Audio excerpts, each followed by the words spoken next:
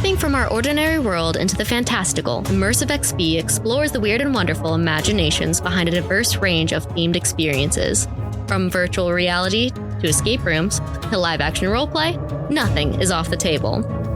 We'll take a deep dive into what makes these adventures worth attending and which ones to avoid. Join me on a journey to explore the extraordinary and meet the people who make dreams a reality.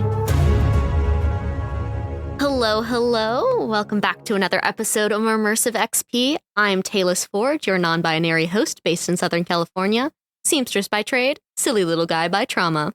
Favorite music genre? Alternative rock.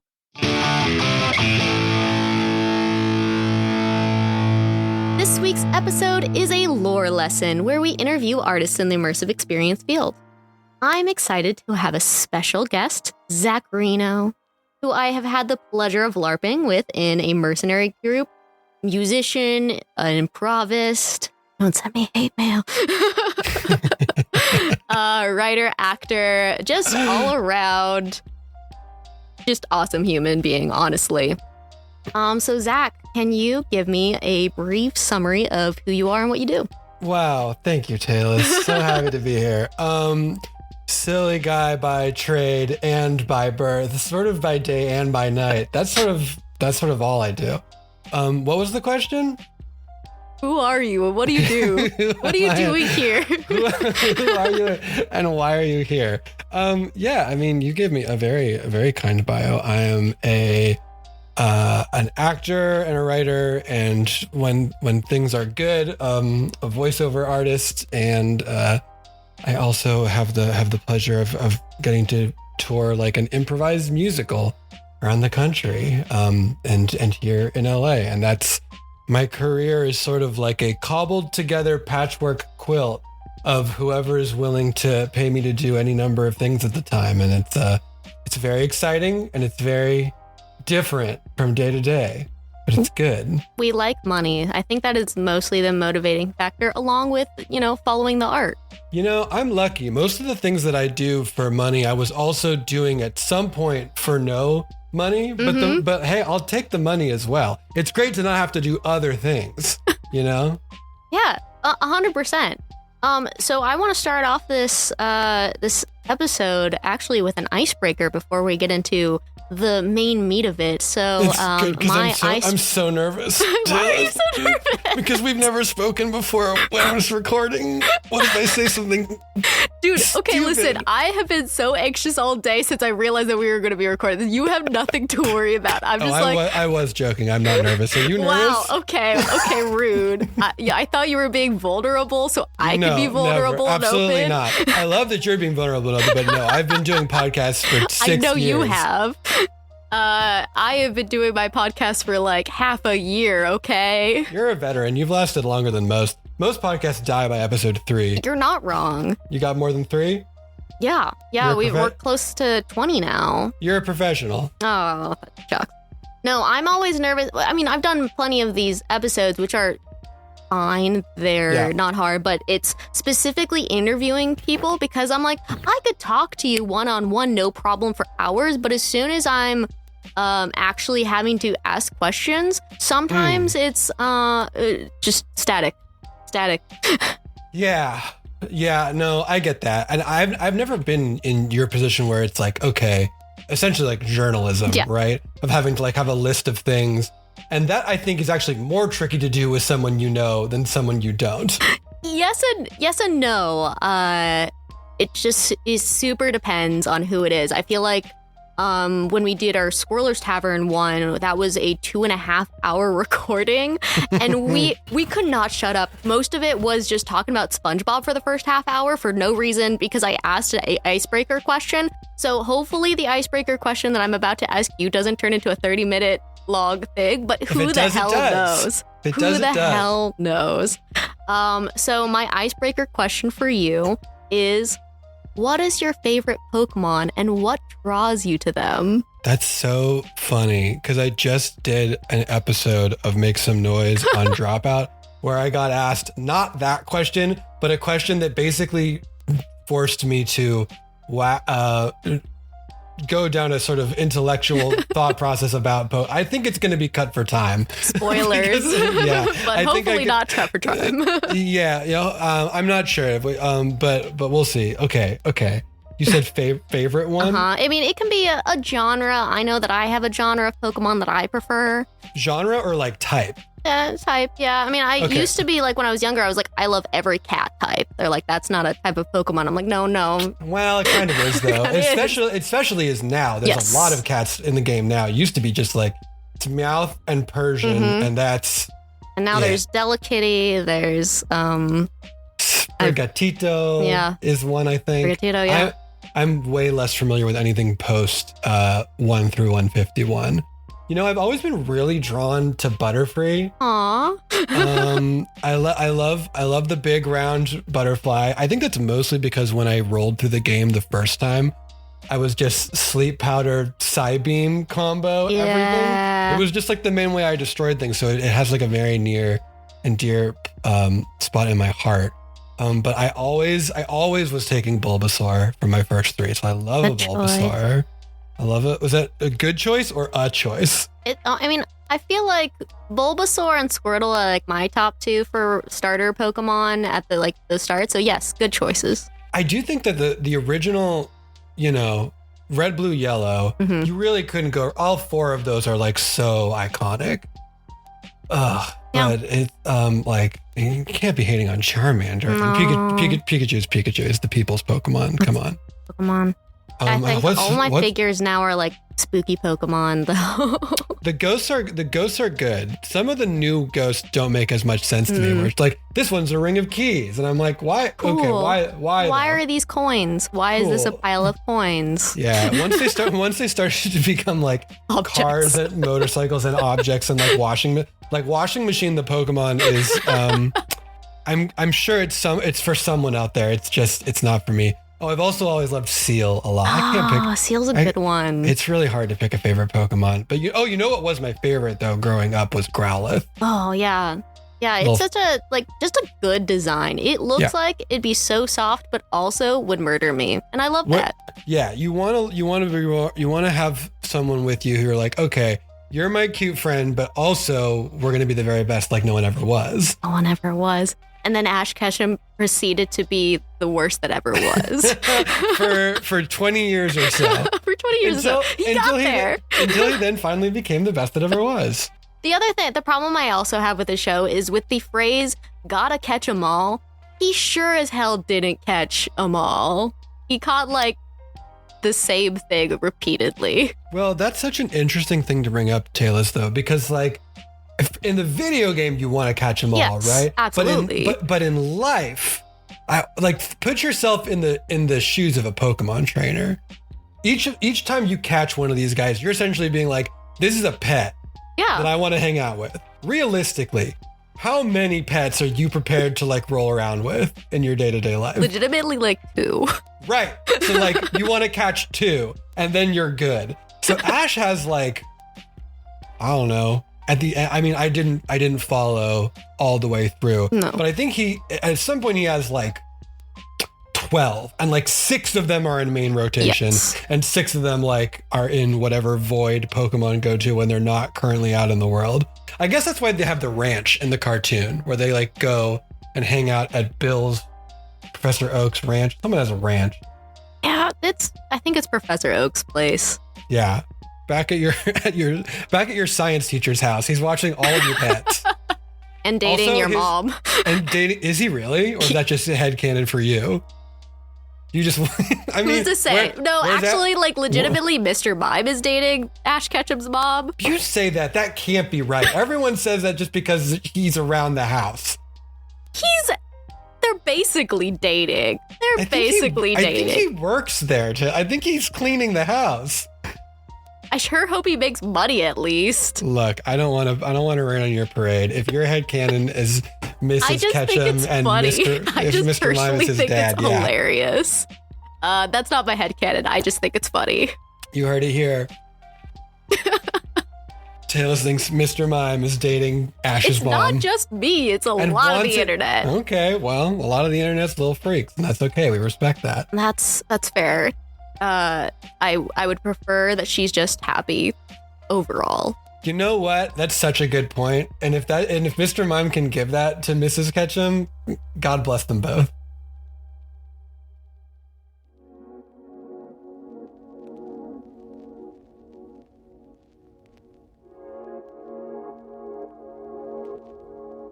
Getting into why you're actually here.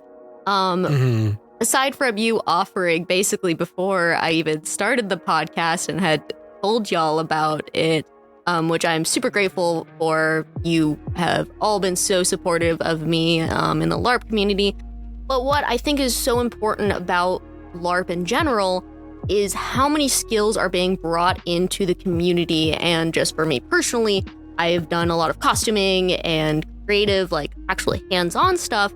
But one of the things that I found so unique about your role play is you bringing in your musical improv into the community.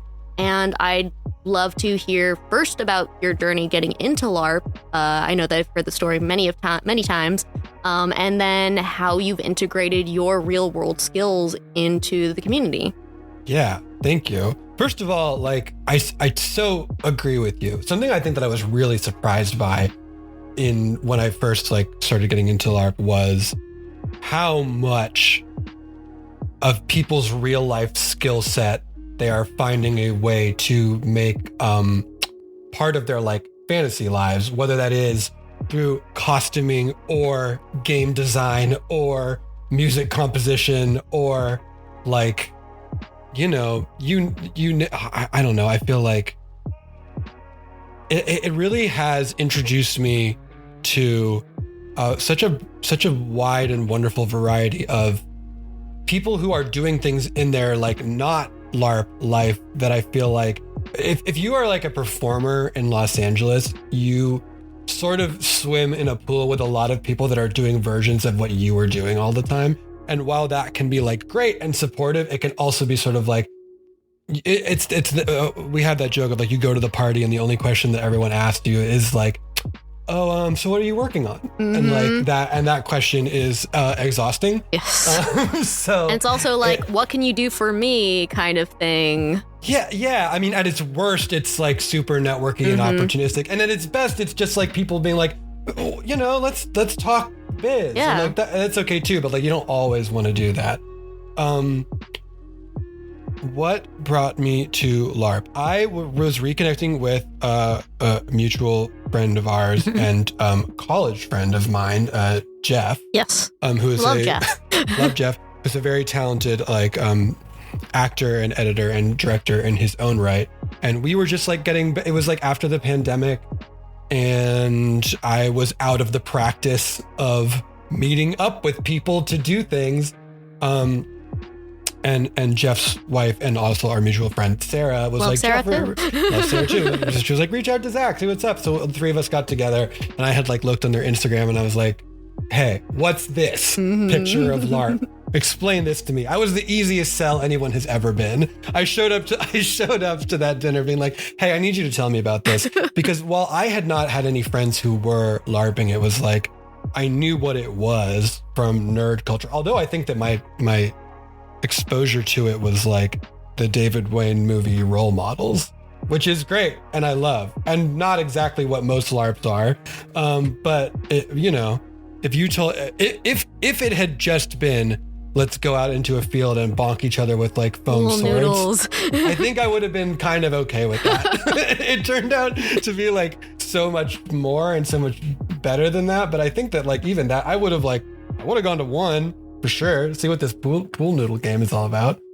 And then this was similar to how I make Dungeons and Dragons characters is if I'm making a character, I want to pick something that is going to be fun for me to embody for a long period of time. And because for whatever reason, I just like making characters that are if not me, pretty me adjacent. Yeah, they're pretty similar to you. It's if I'm writing, this is true when I'm writing scripted stuff too. If I'm writing a character for me, sometimes it's fun to take a big swing and do something. And sometimes if I want to lean into my strong suits. It's like, okay, well, let's make a fantasy me. And I've made 2 characters for this LARP, and they're both different versions of fantasy me because it's all I want to do. And I'm also just sort of not interested in what I have heard referred to, this is not my term, in our community as like suffer puppets. People who like are making LARP characters that have the most twisted, sad backstories in the world to like work through whatever that is. And no judgment. I think those people are maybe having a very good time. That's just not for me. I don't 100% know, because I have asked one of my friends who you ended up meeting fairly recently at the Renaissance Fair. He made a character specifically to just be terrible and to die as quickly as possible. And I'm like, are you having a good time? And he's just like, absolutely not. Oh no. Why are you doing this? Okay, well, like, lesson learned, I guess. I mean, this was advice that was given to me too. I mean, I don't know if people are coming to this for LARP advice, but it's immersive XP, so you're going to get some LARP advice. Yes. This applies to your Dungeons and Dragons characters too. If you want to make like your cool dark edgelord character who doesn't want to have any friends and is like a lone wolf, do that alone, not at a game that has other people in it, because you need to set yourself up a reason to interact with other people, because that's sort of like the joy of LARP versus the joy of video games. Not that there's anything wrong with like playing a cool solo hero, but why would you want to do that at a game where literally the strongest suit is the other people there? So that's a long way of saying, and then I decided that I needed in-game money, and so I was going to be a bard. Wow, shocker. I know. But like, can I be real? You were like, and maybe you'll sing on this podcast, and I'm not like set up to do music right here, right now. But can I say, I have played more guitar in service of practicing for LARP than in the 10 years leading up to doing that. Wow. Like I am not a guitar player. I'm like barely a musician.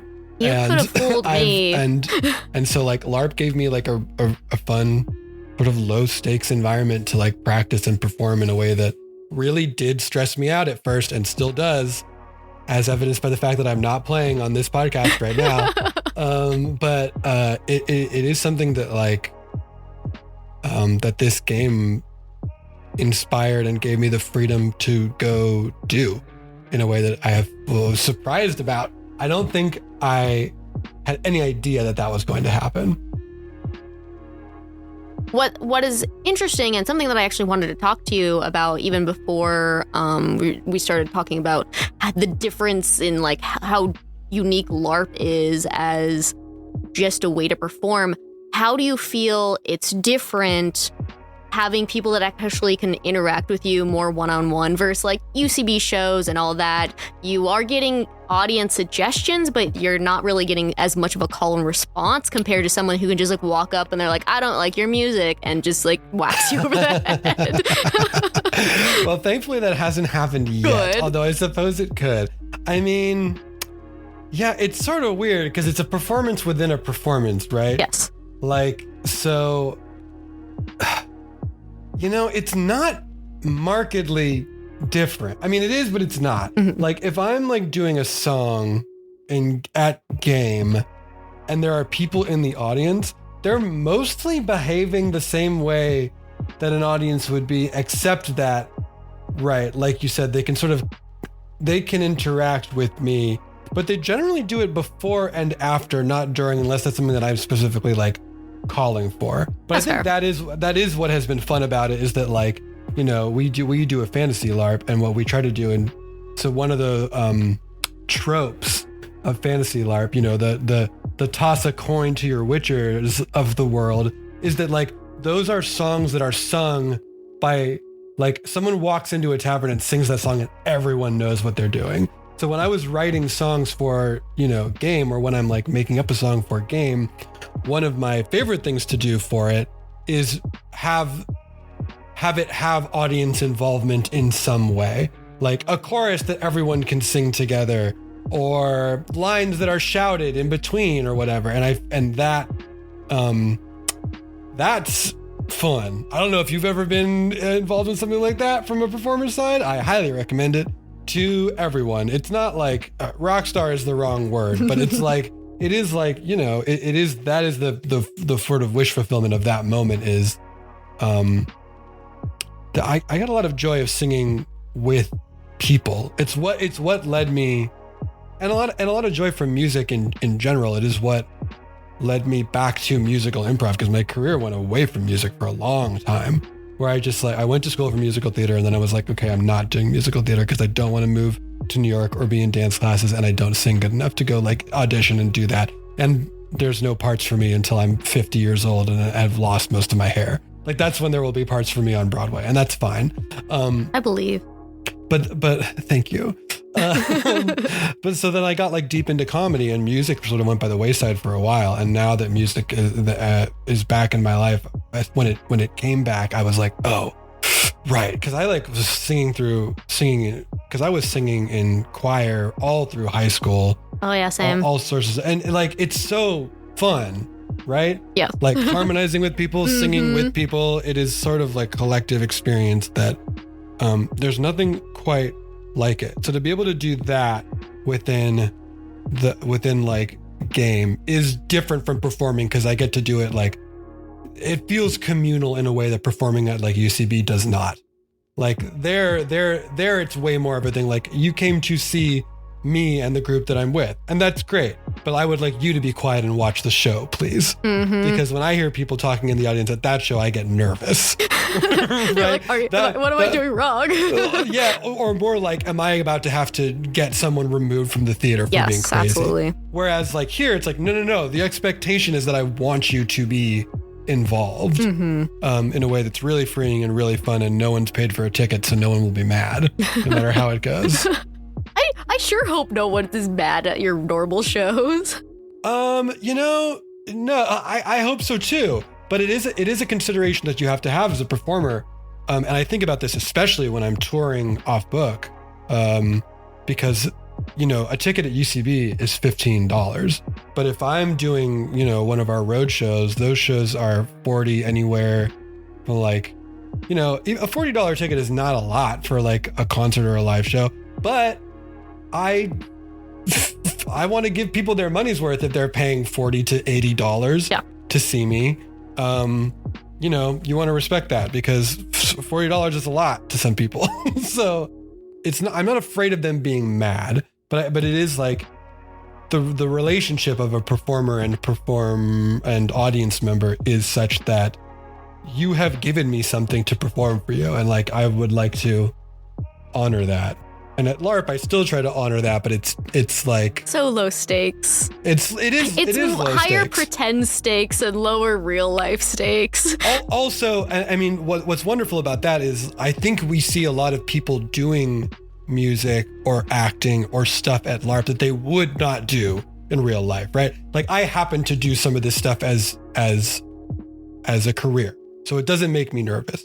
But I've run into so many people that are like, no, I don't do this at all, but my character is a bard, so I'm going to like try to be a bard right now. And I think that's awesome that it gives people the freedom to do that. I mean, that's the immersive XP of it all. Yeah. That's the point of it, is that you get to go and do something new. Except for me, that new thing is just a sort of like variation of what I'm already doing. That's fair. Yeah, you don't know this about me, but my old character and the LARP that I went to beforehand, I actually performed at LARP, and basically only performed at LARP. That doesn't surprise me, because you have a great singing voice, as I learned when we laid down a track. I was like, oh, Taylor's just a singer. Aw. I had parents who were musicians, professional musicians, and so I learned somewhat from that, but yeah, I don't really get the opportunity to sing anymore. Yeah, and you miss it, right? Yeah, I miss it so much.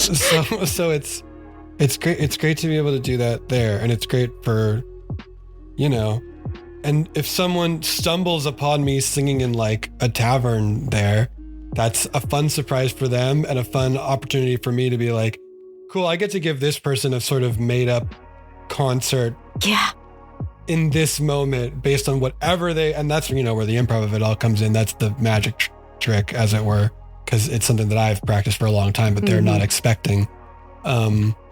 it's cool to be able to do that. It's just like group storytelling, and people will hopefully, I got to officiate a snail wedding at our game. Derek, who asked you to write that song, still talks about that moment to this day, about how cool it was that you wrote an entire song about a slug wedding, had no idea about your credentials at all until started coming to some of your UCB shows, doing dramatique with us.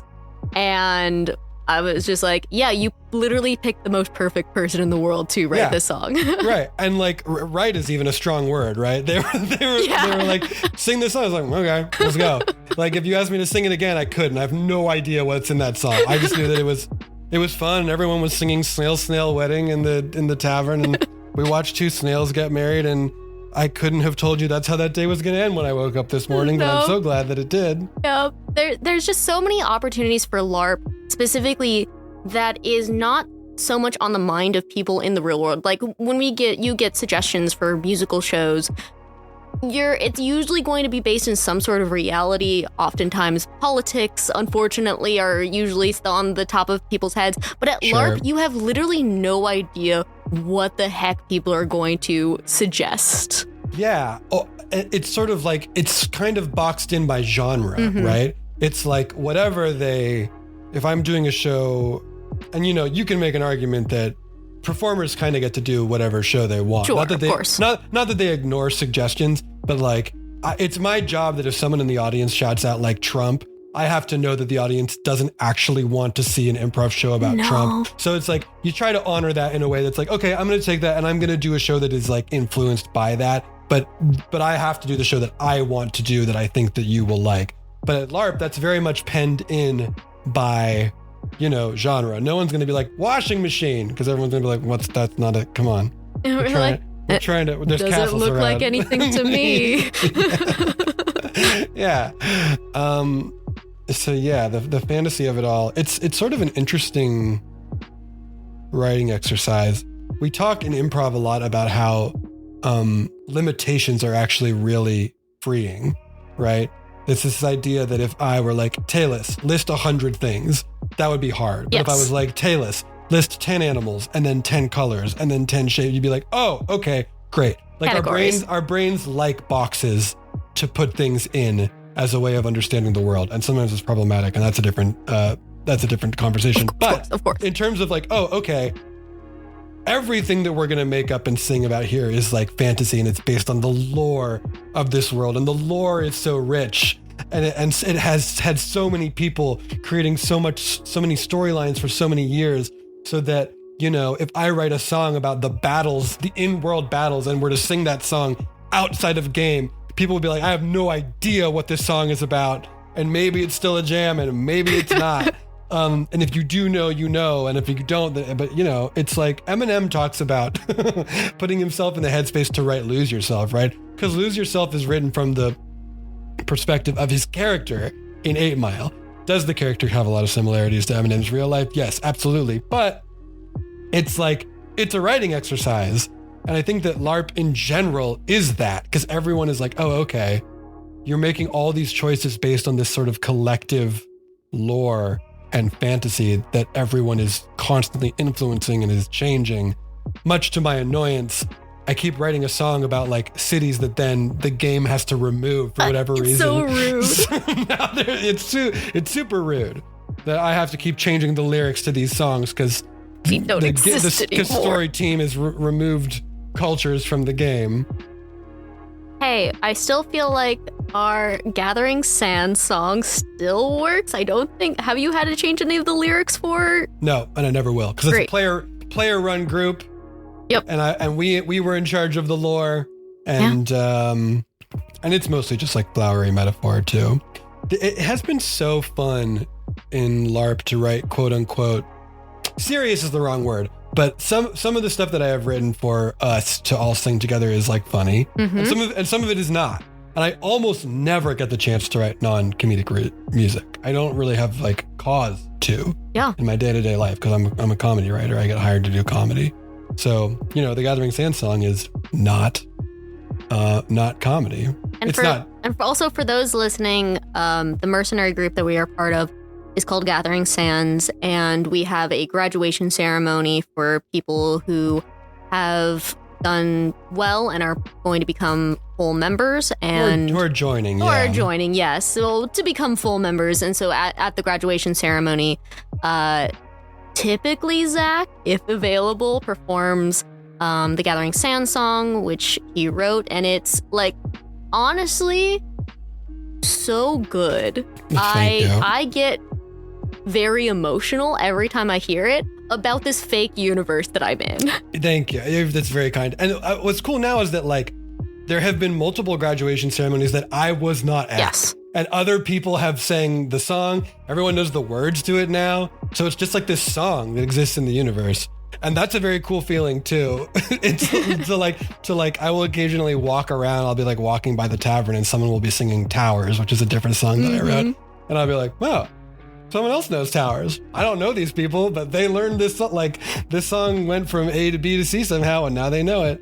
But yeah, you know, there is something about being out in the middle of nowhere and we're all tired and it's dirty and there's no lights and it's dark and it's stars and your emotions are just raw. And that's, you know, I've been on the edge of crying at LARP more than in the rest of my entire life. I don't know why. I think it's mostly exhaustion. But yeah, it's dusty. I can't breathe because there's dirt in my nose. I've been walking all day. The sun, it just makes me eepy. Then I'm just gonna cry about this song, I guess.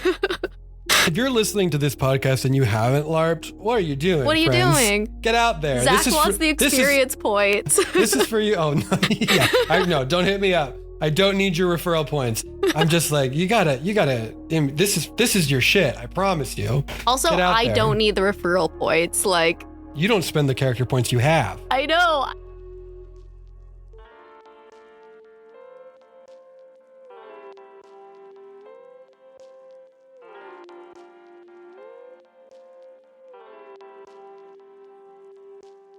We're really in the weeds of LARP game mechanics now. But it is funny because like you start off and it's like, okay, skills. I need in-game skills and I need character points to get those skills. When by and large, almost all of the most memorable moments that I have had, the most immersive moments that I have had, are actually not about the game design at all. 100%. They're about like, they're not about skills. They're about character relationship. Go figure. Yep. Go figure relationships being the point all along. Yep. The friends we made along the way. Exactly. And I feel like one of the, just as an example of something that your character and my character have gone through before you and I actually got to know each other was... This was like the beginning of us getting to know each other, I think. It was the beginning of getting to know each other. I had seen you perform with Sarah and I think Mary Lou in the tavern a couple of times before, but when we actually met was after the soup incident, which is a very long story. Basically, our characters got turned into soup, had a very traumatic experience that made it so that our memories were swapped, and some of them were permanent memories that I would lose and then Zach's characters would lose, and we now had each other's memories. And so I said mine first, and had basically improvised an entire scene that I relayed to you about my character when they were a very little kid. Mm-hmm. And you said back to me, damn it, that's really good, hold on. Yeah, well, it was like, the prompt was like, we're going to switch memories. And I thought it was going to be something like, I'm on a mountain and the wind's blowing in my hair and I'm doing whatever. And then you like crafted this beautiful scene about this child having to like pick through corpses on a battlefield. Yep. And I was like, oh, okay. Well, I will have to think about giving you something a little more meaningful then. Because and I thought yours was beautiful too. Well, I've lost it, so I don't remember what it is anymore. Yep. I remember it was about the first time you had gained your light, I believe, as a celestial, was feeling that light and overwhelming warmth and everything. And I think those just random moments are so much fun for LARP, and they have nothing to do with our real life. skills or anything like that. Yeah, or in-game skills, right? It's all about like, you know, if you're the sort of person that enjoys headcanon, LARP is headcanon the game. Yes. Headcanon is the canon. Yeah, and then coming out of that,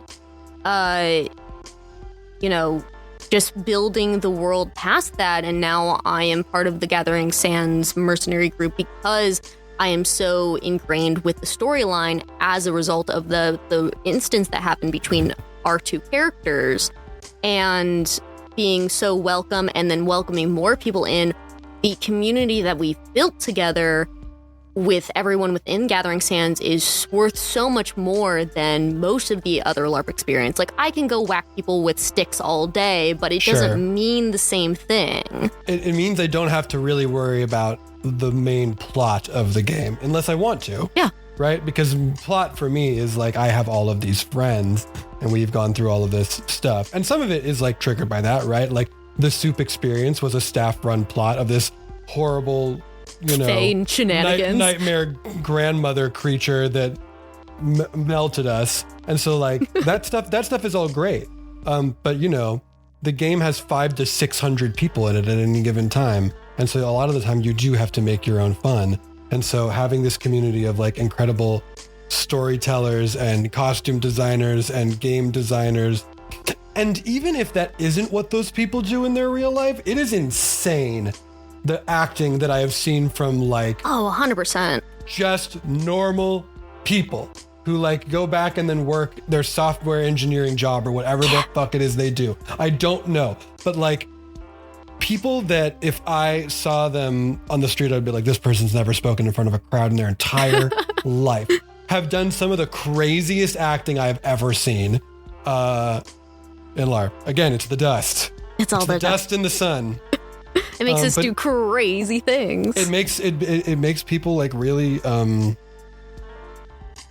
in touch with their emotions and sort of uninhibited to do stuff. I mean, that's the point, right? Like, it's not. We're not talking like uninhibited, like a Burning Man. Like, you're still part of a community of people. Mm-hmm. You can't fully go on a drug trip in the woods, especially because the game is dry and sober.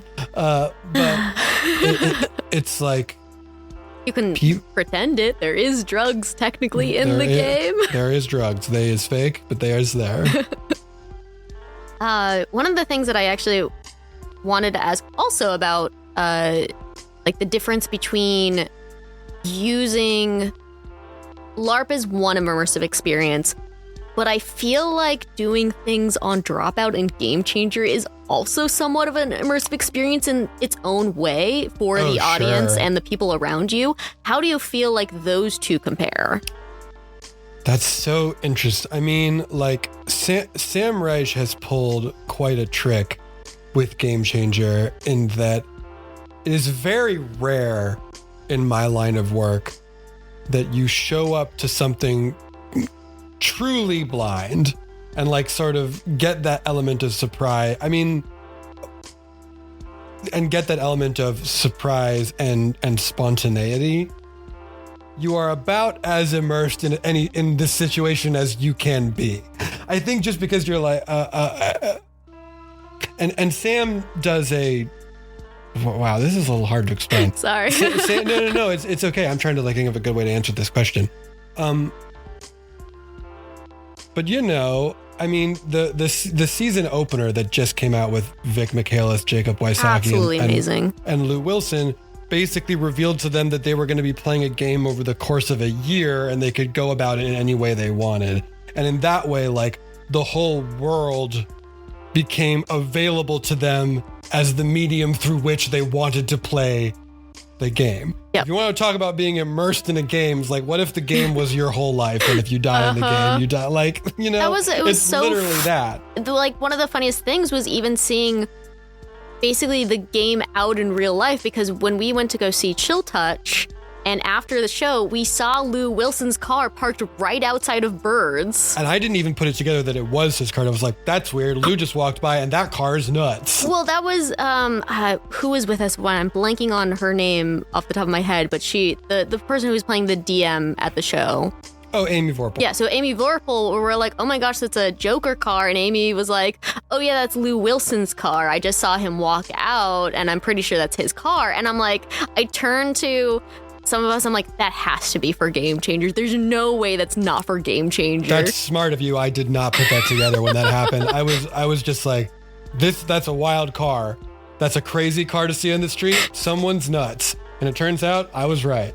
Yep, it's nuts. That is not let me ask you though, because it's sort of obvious how it would be immersive from the inside, right? Like you're having the game thrown at you. You're literally playing the game. Yes. So like, of course it's immersive for you, but I feel like part of the trick of Dropout is how it draws you in as an audience member from the outside. So what is it doing that is doing that for you? Like, what is it about Game Changer that feels immersive in a way that maybe other shows don't? I feel like one of the big things that Game Changer does that a lot of shows don't do is that the audience is also figuring out what the hell is going on at the same time as the players are. Yeah. And so you are being brought into it and slowly piecing the things together as the actors and comedians are trying to figure it out. And sometimes you get what's going on before they even do. Just like, seeing like a live play of Dungeons and Dragons where you're like, I know what the DM's doing, but everyone's all stupid because you're in the moment. Yeah, you have the sort of outside view. That's such a good point. And like also, it's edited to give you the journey that they want you to go on. But I will say from the inside, it's not edited that much. No. Like they keep a lot of it there. And that is something that I think Game Changer has over like a Make Some Noise, whereas Make Some Noise is like you're watching the prompt happen and you're watching but that's just like watching an improv show. You're watching someone set up a hurdle and you're watching people jump over the hurdle. The higher the hurdle, the more exciting it is to watch them do it. Whereas you are right. Game Changer is almost more akin to like watching a mystery and trying to it's watching mystery theater in a sense. And that's what I think that is so fun about that as an immersive experience, where it's like if there was an actual live audience, I feel like it would have a very similar vibe to watching a murder mystery. Yeah. It's, and then there's like, and this isn't exactly the same thing, but I think then in one more step in that direction would be like an escape room, right? Yeah. Where there's an element of now you're not just watching it, now you're doing it. Now you're in it. But yeah, I feel like, TV media, streaming, whatever we want to call it, is immersive in all kinds of ways just by like how good they set the vibe. Even if they don't literally have you along for the ride like a Game Changer does. Like my favorite, Lord of the Rings arguably is Lord of the Rings because they worked so hard to make it feel like it draws you in. I'm talking about the movies, not the books. The books also draw you in, but it's a different way of doing that. Yeah. Whenever we're talking about like immersion, we're talking to some degree about like world building. And Game Changer has a very specific world, and the world is you don't know what's going on, and then you do, and then when you do it, then it's just like how many iterations of this thing. How can it keep surprising you? And I'm always so impressed by how often you're surprised. Like they keep coming up with things to surprise us. I mean, that's the trick, right? I mean, this 1 year later episode that we've both referenced, which is the first episode of the current season, season 7, right? Is one of the most enjoyable hours of media I think I've ever watched in my whole life. And I think it's a little different for me because I am friends with all of the people involved. Of course. So it's like, it's not just watching a very cool TV show. It's watching like, I have to text Vic that they did such a good job. They did such an amazing job. And that their PowerPoint presentation with their brother is so funny. I have to message Lou that his song is incredible. I have to go write on Jacob's Instagram. Yep. Well, what I also think is so interesting about this episode in particular, especially from like coming from it as an audience member and treating it like an immersive experience, is that people were involved without knowing that they were involved with the show. The fact that they had to get a certain number of followers, the fact that they had to get so many sales done and so on and so forth. We were all not in the know. Yeah. They put up a show at UCB and like you thought you were going to a show, but really you were watching Vic record a one sentence voicemail. And this was just an elaborate build-up to having someone record this voicemail. Yep. It's nuts. It's truly insane. It's twisted. Sam should be, in many ways, ashamed of himself. It's fine. He went to therapy at the end of the episode. Yeah, he sure did. No, he should be very proud. It's quite a triumph. So I also wanted to ask, in hindsight, now that you've been playing both of your characters for a while, is there anything that you would change about the characters?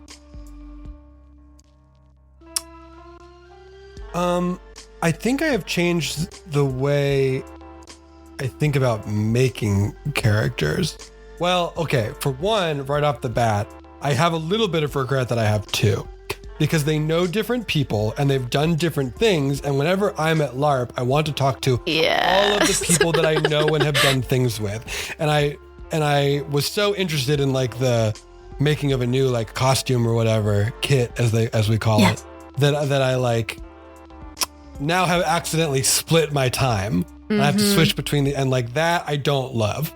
I kind of wish I had just like stuck with one and found a way to. That's why I'm a one-person character only. And that's, that's the pro strat. But now I've got two experience pools running simultaneously, so that if one dies, I don't have to start over. Yeah. That was the other thought, is like I have a backup friend. You're not wrong. But you don't care. You don't use your points anyway. But listen, I have a plan for when I die forever. It's fine. Okay, well there you go. And this is also not your first character, right? No, this is my second. Yeah. Yeah, I don't know why I spent so. I mean, I played one for I think over a year before I made the second one, which was a lot of restraint because I wanted to do it sooner. And I haven't done 3 or 4, which I've also thought about. But don't do that to yourself. Yeah, I think the thing that I learned is that almost nothing that you can write in advance is as interesting as the stuff that you can come up with over time. 100%. And I mean that about like your character's history as well, where like things will come up and I will be like, oh, now that this has happened now, it would be really interesting for me to make this choice about my history now. That would put this into like something that I never would have just having like sat down blank slate come up with. Yes. And it takes the pressure off a little bit when you're making a character, whether it's for this or D&D. You feel like you want to have it all figured out and know the whole backstory, where I think actually what has been really useful for me is leaving big gaps. Yes. Knowing like what kind of person they are, vaguely where they're from, maybe 1 or 2 things that like made them the way they are, but leaving a lot of the specifics like in the mist, so that like when something pops up, you can be like, this, now I know what I want this to be. Now I want to nail this down. And that surprised me, because I would have thought like plan, do it all in advance, and that's cool. And there's still, but the game allows for new players especially to like not remember everything about their past. And I think that's very smart. Yeah, you got like 3 games to kind of figure it out and kind of get it nailed down. Do it to a degree that's like playable. Yeah, to like get your character done. But then even so, you're allowed to take what's called like a perk, which is like broken memory, or fractured memory, which is like you don't remember everything about your past. Yep. And it's really useful because like you can remember stuff as you go. And that allows people to make choices that connect them to other characters in really fun and interesting ways.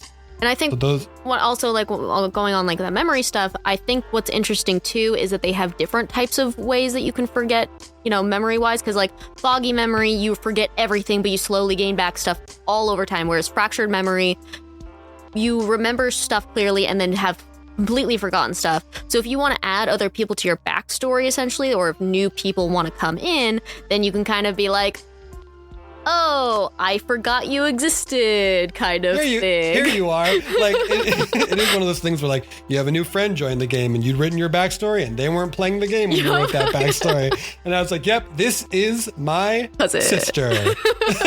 And now I remember them. Like, when Sarah came into the game, I was like, right, Sarah I've known her my whole life, but I forgot about her until this moment when she's back. And that's great. Like, give yourself the freedom to do that. That's the other thing. And this is an improv thing too, which is like, if you're not having fun doing something, change it. Yes. Why? You don't have to stick with it. No reason to. This is your fantasy life. Do what you want to do. And I think it's also very exciting to kind of evolve the character over time into a way that is more interesting. And also, I feel like a lot of people are so stuck within their mindset of what the character should be right off the bat that they don't realize, like, we as people in real life would react differently. Like, if a troll walked into our office one day and started smashing our desks, I think that you would have a fear of trolls maybe for the rest of a certain bit of time, whereas a lot of people don't have those kinds of tendencies because they're in a fantasy universe. I'm like, no, come on, like you put a little fear in your heart. That's right. Just because you're a very strong superhero doesn't mean that the trolls aren't scary. Yeah, and there's still trauma.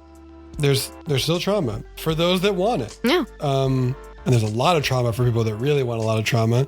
And then for people like me, just a little. Oh, I've got all the trauma as my character. I know. And that's great for you. And I don't necessarily always need that. No. And that's what's fun, is that like it can be different for whoever you are. Yeah, that's the whole great thing about escapism, and that's why it's interesting to put both the things that you like to do in real life into your escapism, if that's what you want to do. That's right. If you don't. But also, if you don't want to be a lawyer in your escapism, maybe don't be a judge in the game. we have a friend who is a lawyer in real life and has fallen into being a judge, and they want to. And then we have other friends who are lawyers who don't want anything to do with law in the game, and those are both valid paths. But you do have to be a lawyer in real life. That is a rule. Yeah, absolutely. Because otherwise, people are like, this judge, I don't know about this one. I don't know. Yeah, every single person that plays LARP is a lawyer in real life. So if you haven't gone to law school, but you want to LARP, get in that law school. We've all gone. Yeah, it's the government mandated law school before LARP certification. Yeah, it's weird that they're so focused on that right now, but I guess it's better than some of the other things they've been focusing on lately. It's honestly the most funded thing that they've got going on right now. Yeah, it's crazy. What a time. What a time.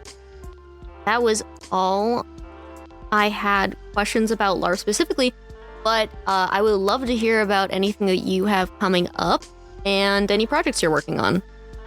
Oh, yeah. I am forever working on things that may never come out. Sure. So we'll see. We've been working on a musical for a long time. I hope it's a movie, and I hope people get to see it someday. In the meantime, I do a podcast with my performing and writing partner, Jessica McKenna, called Off Book, the improvised musical.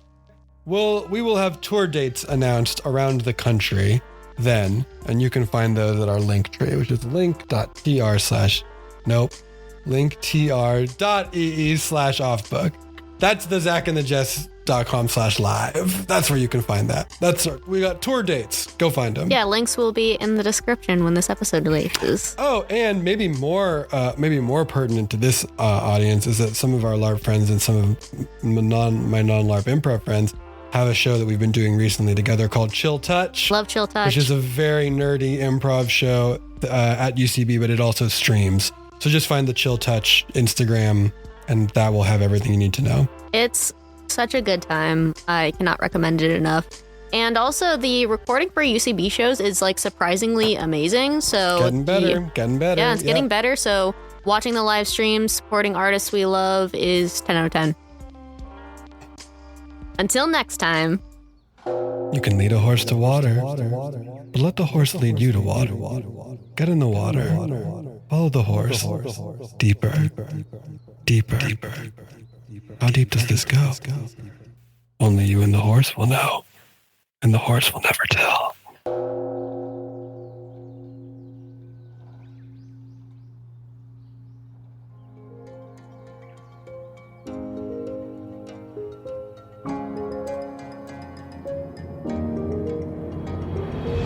Check out our website, immersivexps.com, to join our free Ko-fi, which will have visuals and additional content of the immersive experiences discussed in each episode. If you are an immersive experience artist or creator, no matter how small, consider contacting us so you can take part on a future podcast.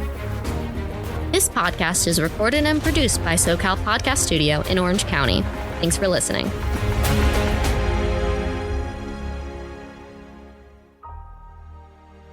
Wait, hold on. So Dre hasn't heard a single word of any of this. Of this last part, no. Oh, okay. Not the whole time. No, not the whole time. I was like, what a wild way to record a podcast. Just let's go. Like, fuck it. They've got it.